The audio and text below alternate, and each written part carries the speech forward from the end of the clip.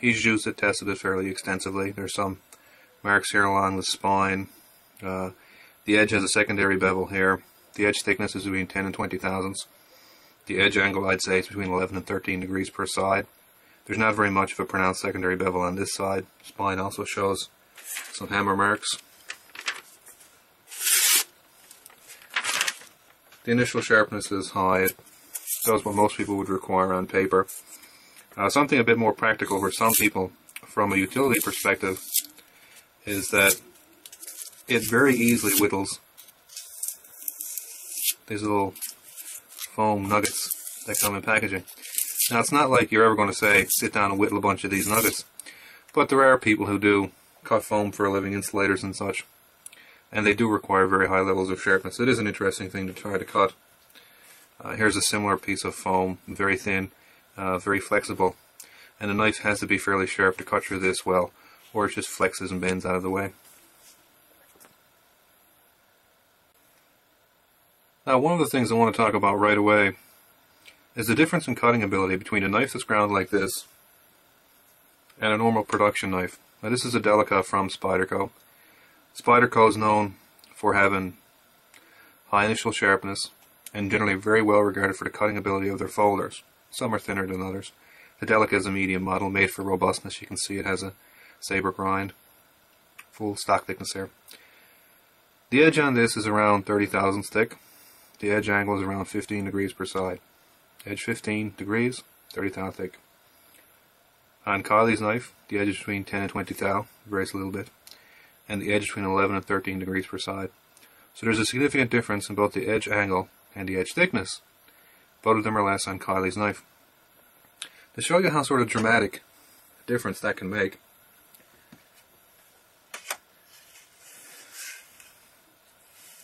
here's a piece of pine casing.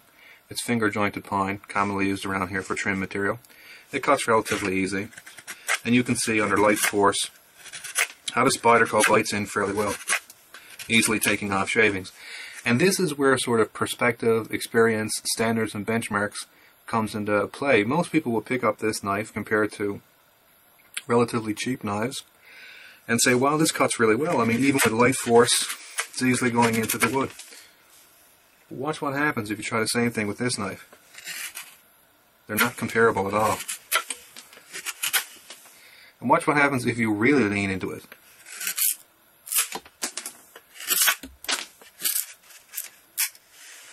This knife can take off huge pieces of the wood. And again, it's simply because the edge is much thinner and the angle is much more acute. So again, you go back to your Spyderco, again, which most people, there's light force, sort of skinning off the top really well. And there's heavy force. That was that side. Sort of light force. Heavy force.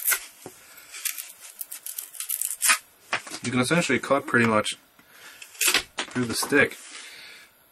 Now, that difference in cutting ability isn't limited to just wood. This is a material similar to a zip tie. It's actually the retaining strip for a set of screws for a stand-up screw gun. Most people cut zip ties like that, pull the knife through them. Well, if you have a knife that's ground like this, it'll actually just whittle right through that. In comparison, the Delica will just bite a piece out of the top of it. The edge is thicker, the angle's higher, and the primary grind is also a bit higher. Now, the first thing you're going to ask, which is what a lot of people believe, yeah, that's fine, but if you grind the edge very thin, if you reduce the edge angle, isn't the durability and strength of the edge reduced? Yeah, it is. But essentially, if an edge has the necessary strength and durability to cut whatever you want to cut, anything more than that does nothing positive, and it actually reduces the performance. So we cut up them zip ties. Didn't do anything to the edge. Didn't roll. Didn't do anything. And like I said, this is a fairly acute angle. But let's do something a little bit more dramatic.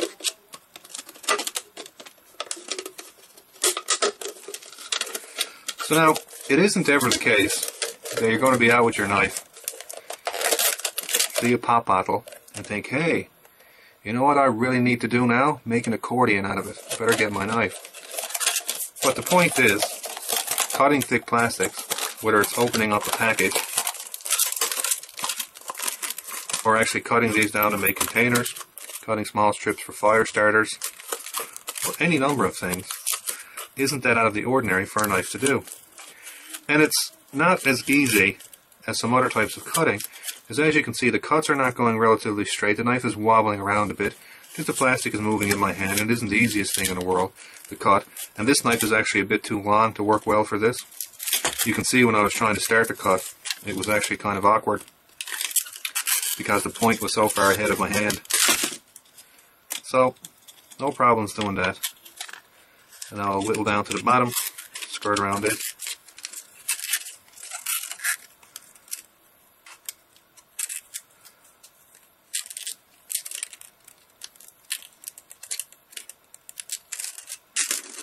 No issues.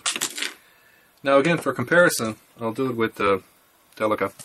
Now you'll see the point goes in on a Delica and it's much easier to start to cut. Again, it's because the blade is smaller. Now it's kind of hard to see this on camera, but I'm having to use more force. Simply because, again, there's more material behind the edge. Primary grind is thicker. There's just a lot more steel there. And while it might not be noticeable on camera right away, it's not like you can feel the amount of force. You can sort of notice the difference in the way the knife is cutting. That it's sort of skipping a lot. It's not going smoothly.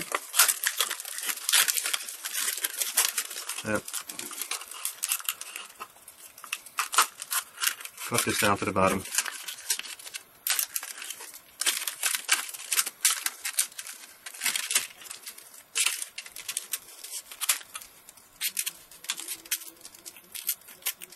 Skin it out. Now, I can tell you again, there's absolutely no need to measure the difference in the performance of these two knives. Are that dramatic. The amount of force I'm exerting on this knife to make the cut is several times the amount of force I had to exert with Kyley's knife. And that's what you would expect, because the profiles are so different.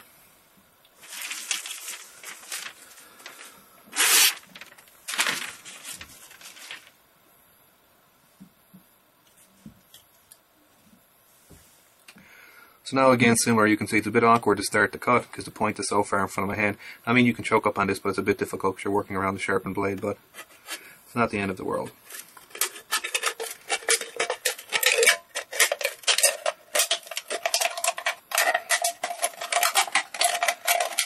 Okay, now I got started. Now again, this is not something really that's practical in terms of you would need to cut this. Because this material, again, this is sharp, take all necessary precautions and all that kind of stuff, it's relatively easy to tear. So you can make small fishing lures and whatnot simply by tearing it. And you can make a little swivel, poke a couple of holes in it. But again, I'm just using it as a sort of test medium here. But just look at the edge durability of Kyley's knife outside of something like rope or cardboard. Because you can obviously cut rope and cardboard and whittle some woods. Pretty much anything to do that.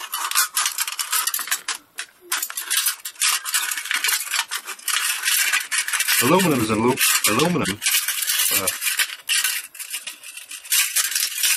aluminum is difficult to cut because it tends to be, well, noisy for one thing.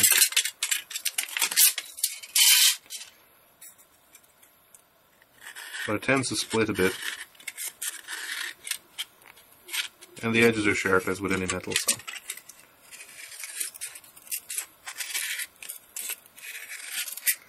There's no real problem reducing that to a polished shavings if you want.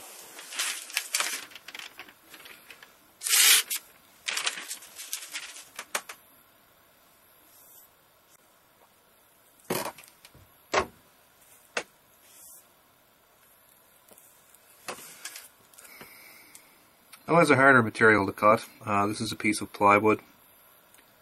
It's not very nice to carve in any kind of fashion because it splinters more so than anything else. It's a laminate of a bunch of sheets, and they're cross-grained usually, so you can see the middle piece will tend to carve and the outer pieces will tend to split. It's not very nice to try to cut. It also tends to be full of large knots like that. And there's another one there. in general, it's a fairly nasty material. If you can carve and cut out plywood relatively without getting any damage to the edge, most woods are not going to do anything.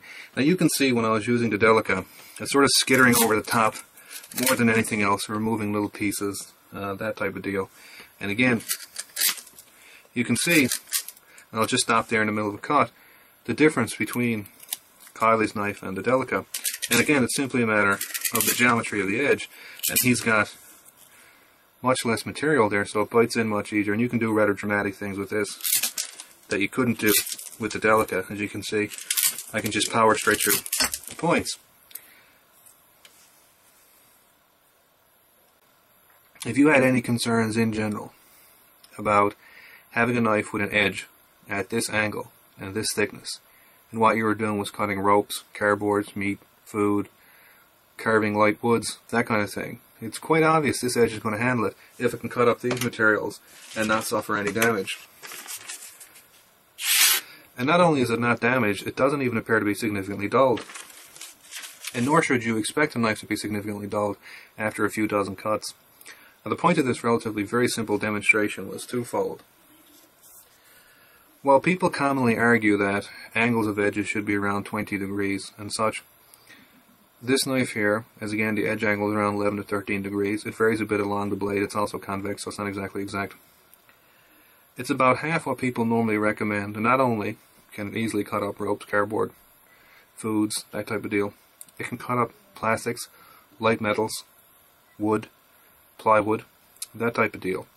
And it does so with a level of efficiency and raw performance several times that of the much thicker profiles commonly used, and has no significant outstanding fragility issues on these types of materials.